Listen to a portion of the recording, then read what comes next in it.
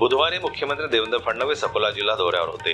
मुख्यमंत्री देवेंद्र फडणवीस यांना काळे झेंडे दाखवण्याचा इशारा प्रहारनं दिला होता। त्यानंतर अकोला पोलिसांच्या स्थानिक पोलीस शाखेच्या पथकानं प्रहारचे महानगर अध्यक्ष मनोज पाटीलसह विविध पदाधिकाऱ्यांना ताब्यात घेतलं होतं। मात्र तरीही प्रहारच्या कार्यकर्त्यांनी मुख्यमंत्र्यांच्या ताब्याला काळे झेंडे दाखवले।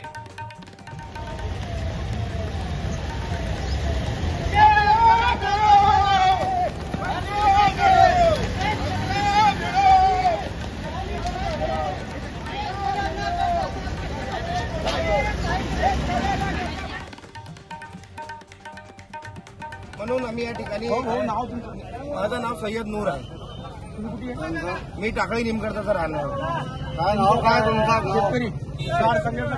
मारहाण करता आम्ही काय आम्ही शांततेनं आम्हाला तिथं येऊ दिलं नाही म्हणाले। शेतकऱ्याची बाजू मांडणार कोण? मांडायला आले तर असं आम्ही मारहाण आम्ही काय केलं असं?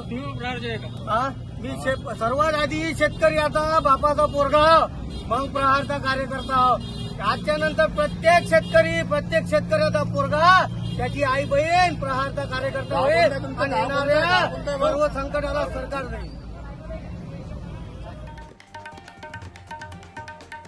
बच्चू कडू यांच्या मोजरीत अन्नत्याग आंदोलन सुरू आहे। शेतकऱ्यांच्या कर्जमाफीसह विविध मागण्यांसाठी त्यांचं अन्नत्याग आंदोलन सुरू आहे।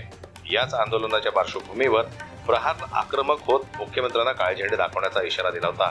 दरम्यान प्रहार कार्यकर्त्याने मुख्यमंत्र्यांना काळे झेंडे दाखवून निषेध नोंदवला। यावेळी अनेक कार्यकर्त्यांना पोलिसांनी ताब्यात घेतलं। सकाळपासूनच पोलिसांनी जिल्ह्यातील विविध शेतकरी चळवळीतील कार्यकर्त्यांना पोलिसांनी ताब्यात घेतलं होतं। संजय उमक, जनमत लाईव्ह न्यूज, अकोला।